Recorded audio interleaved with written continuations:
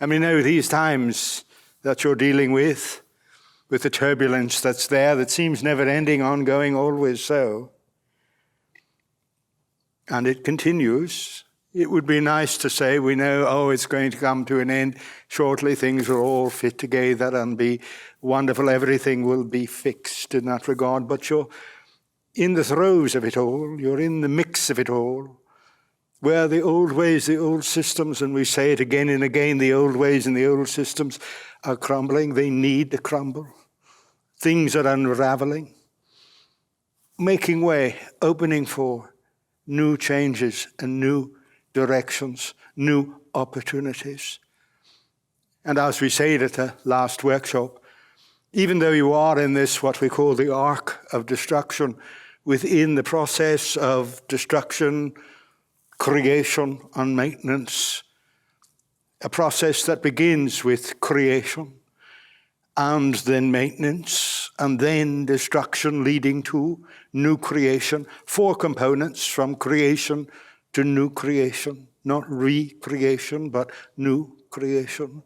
And even though in this arc of destruction, reality breathes, it creates, it maintains, it destroys. And in that regard, this is a time for you, as the individual that you are in a reality among so many individuals, to be aware of the destruction, to be aware and to be accepting of the destruction, and using that energy to let things in you crumble, let things in you change, let your old ways, your old habits, your old routines, your old addictions, your old places of safety to crumble.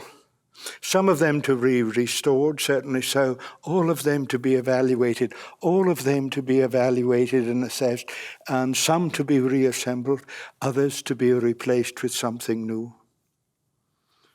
It is a time also to create new direction.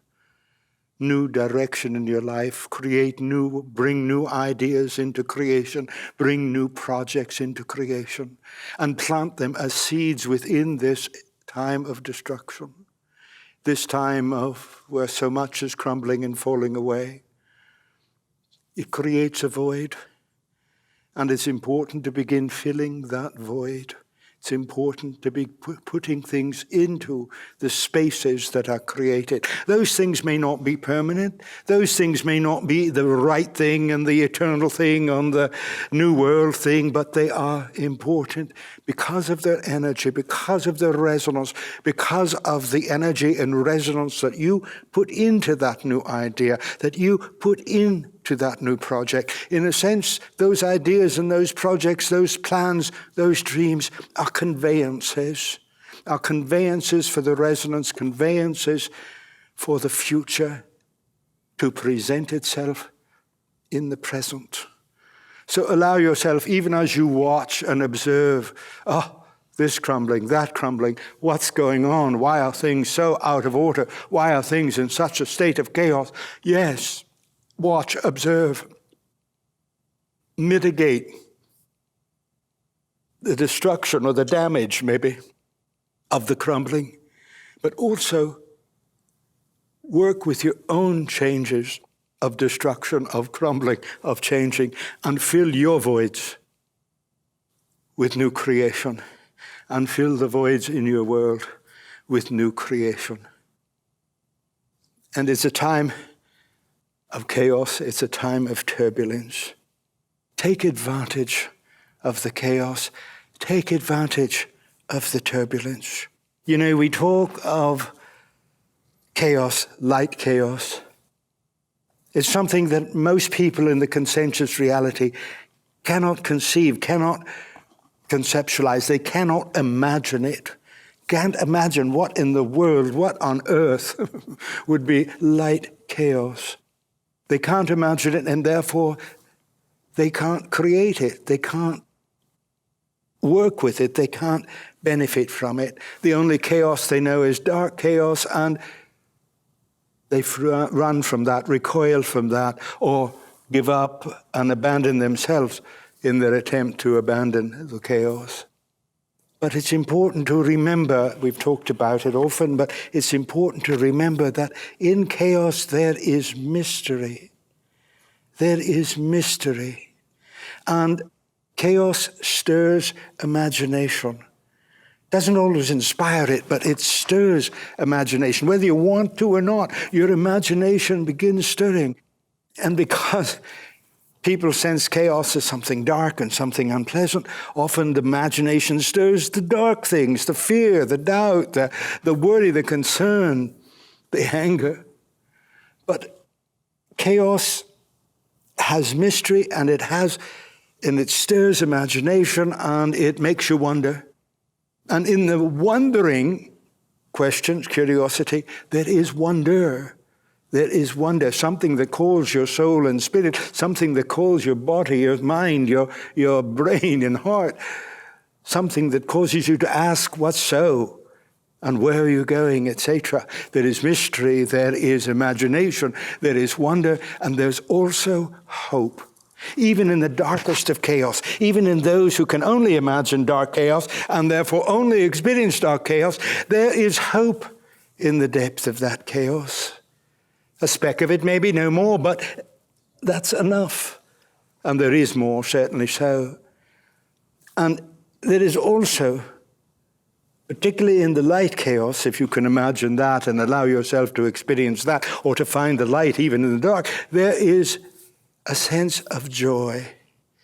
A joy, an urge, let's say, to reach beyond your needs, an urge to reach beyond the safety that you know, an urge to explore the unexplored, to know something of the unknown. That's joy. And we would suggest, even in dark chaos, there is that urge to get out of here. There is that urge to know something more. There is that urge to reach beyond the needs and to explore the unknown, to move beyond the safety. Even in the dark, there is that touch of joy, or it's available for those who can imagine it. And if you can't imagine it, it's not there, but there is also innocence. And in chaos, if you allow yourself to be there, if you allow yourself to be in the chaos, rather than running from it, or rather than trying to figure out how in the hell am I going to get out of here as quickly as I can, if you allow yourself the pause, you can come to realize you are in the right place at the right time. That this chaos preceding change, this chaos following change, is the right place, and it's the right time for you to be here. That's why you're allowing it. That's why you're allowing that chaos. So rather than running from it, in these times where there's so much of it everywhere, allow yourself, however dark your chaos may seem, look for the light within it. And as you can, the magicians that you are, the masterful magicians that you are, look to the light chaos. Look to the chaos that can be the harbinger of incredible change in your reality. Look to the chaos that is going to let fall away what is not, to let fall away what obscures, let fall away that which hides the truth and the goodness and the beauty. This chaos can do that. Oh, no, this chaos is throwing me into a state of worry, a state of doubt, a state of frustration, a state of anxiety. Yes, it can do that if you choose, Or you can choose to lift and rise beyond those feelings that come somewhat automatically, those safe places that you usually go, those habits and routines that you usually have, to rise above them and find the light in the chaos and open to the mystery, for that can lead to the magic. Open to the imagination, because that can lead to the beauty, and wonder can lead to the creativity. Hope can lead to understanding, and joy can open to compassion. Innocence opens you to the range of possibility and belonging. offers you and affords you the opportunity of forgiveness.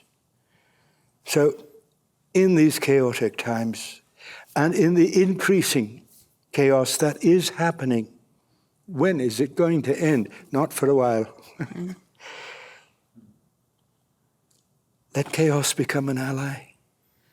If all you know is dark chaos, open to the possibility that even there you can find the mystery, the imagination, the wonder, the hope, maybe not the joy, but certainly the innocence. And to know, even though you don't know how or why, strange as it may seem, you are in the right place at the right time. And then open to what is implicit in that chaos. Because see, what's implicit in what seems totally random, what causes that turbulence is the magic, is the beauty, is the creativity, is the understanding, is the compassion, and the fluctuation and inspiration of possibilities, and forgiveness. Forgiveness creates that movement of energy, that frenzy of change, as do possibilities. And compassion. It is love and intimacy and caring, spontaneous, erupting in a synergy more powerful than its components. That creates turbulence. That creates chaos. Understanding, when you truly understand, when you first comprehend, okay, I comprehend what's going on and I have my own interpretation, I surely do. And people stop there in the consensus, particularly, they stop there. I comprehend, I interpret, and if I can't, I don't. I let somebody else do it for me. I understand. Now I understand. Somebody told me what it means. Someone comprehended it for me. Someone interpreted it for me. I understand. Stop there. But that's static. That doesn't go anywhere. But when you comprehend and you interpret, and don't stop there and bring in the discernment, now what does that mean? Not what do they say it means, what do I feel it means? And then as I assess it, things start to churn.